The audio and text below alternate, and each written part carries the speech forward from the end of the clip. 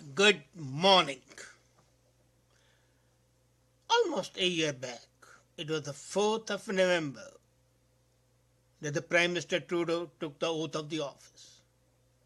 But I still recollect it was much before that, almost 6 months before that he came up with a statement that has become the catchword of the Liberals. The catchword to catch the votes. And that was a Canadian is a Canadian is a Canadian. And this sentence was coined to protest or to debunk the idea of revoking citizenship. People were enamored, and Bill C-24 was criticized by Justin Trudeau and his team as they felt that it was differentiating between the citizens with double citizenship, who could be thrown out in case they were guilty of crimes, especially crimes against state. And one of the major election promises of Justin Trudeau was to revoke the bill and to stop the revocation of citizenship. Well, some people did agree with that, but I don't want to go into the semantics or with his argument that a Bill C-24 was not in good interest of the Canadians. Every political party has a perfect right and justified right to act the way it thinks best in the interest of the nation. If Harper government thought that the people who are guilty should be sent back to their own countries, well, that was in the interest of the nation. But then in case Mr. Trudeau thinks that the country can be protected by keeping these people in country, well, I have no fight with that. I may disagree, but as the Prime Minister, he has full right to do that. My contention is that why hypocrisy?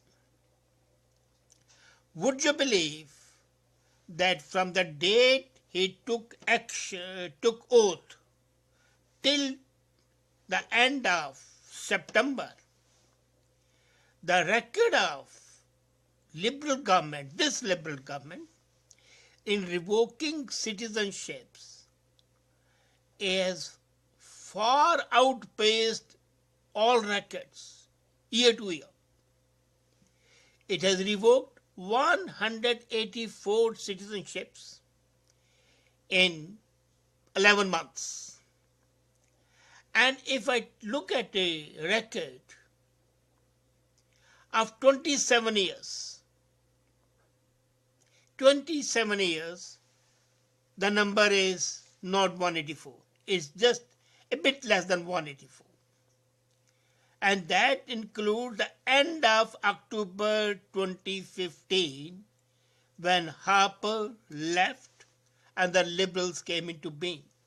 So with all the hoopla of revoking citizenships and deporting the criminals, which was the main plank of the Liberal Party, was observed, this promise was observed in its breach.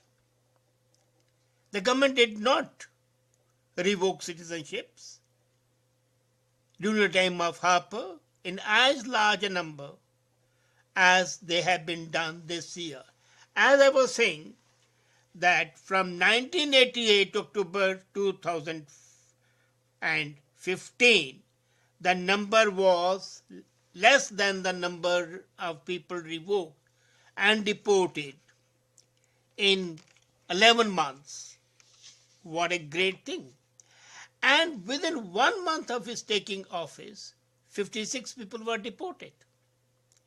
This year, on an average, 13 people have been deported every month. What a record. And now come to the second part of his promise, and that is to withdraw or to ensure that the bill C-24 is no longer valid. Well, the government did introduce some amendment, but then I laugh at that. The only change in Bill C-24 is that the people who are convicted of terrorism shall not be deported. Others would be. Everything that Harper government had put in Bill C-24 has remained intact, unchanged, unaltered. The only thing that has been changed is that the people guilty of terror, treason, their citizenship shall not be revoked. And that was implemented as well.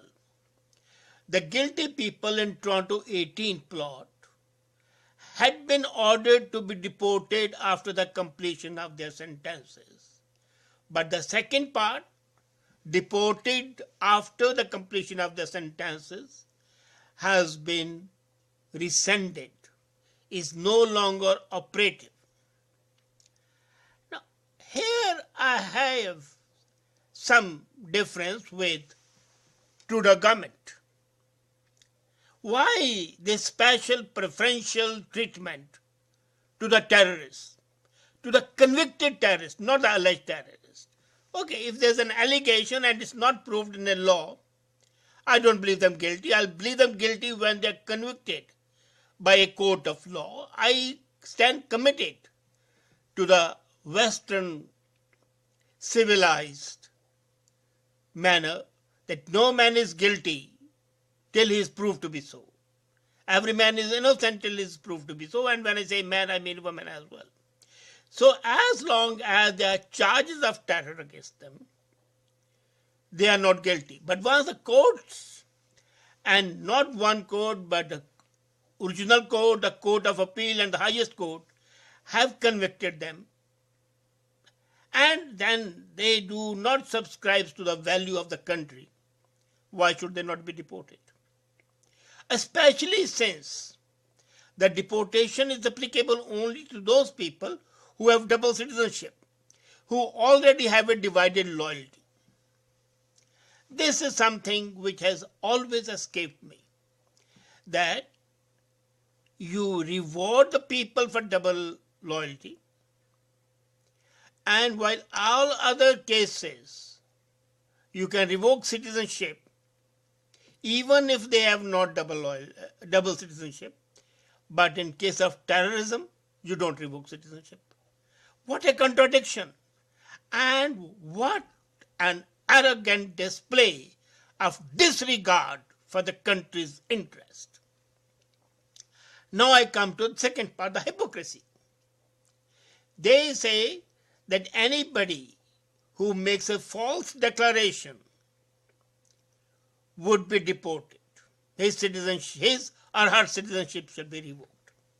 In British Columbia, there are cases against some people who came to this country at the age of 9 months. They did not make a declaration. Their fathers did. And 9 months is not an age when you can make any decision. Anyway, so 2 of those people who were 9 months old when they came have been ordered to be deported because their fathers made a wrong statement in their application. The case is in the court of law. The BC Civil Liberties Association is following the case. But anyway, I have no doubt and I have no grudge against their being deported. A false statement is a false statement, and one must not be allowed to enjoy the fruits of a false statement, even if the false statement was not made by the person himself. But look, we have a minister of the legislative reforms, democratic reforms, Mariam Monsef. She made a wrong statement along with her mother. She came to this country when she was 11 years old.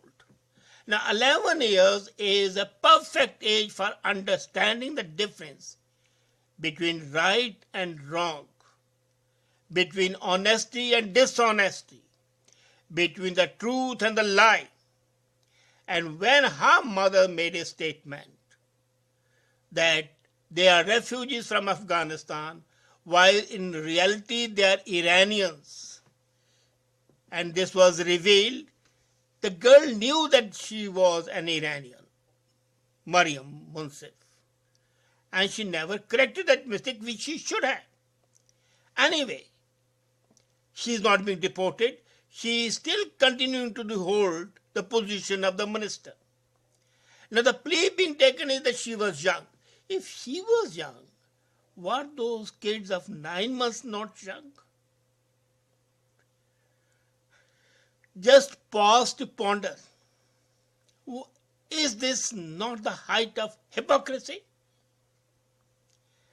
Caesar's wife must be above suspicion, and here we have a government which says that it stands by fairness and fair play. And yet it has a minister who is guilty, clearly guilty, and as a matter of fact, had she not been a minister, and had she not been a member of the Liberal Party, a leading member, she would have been in a detention center awaiting deportation. This is something.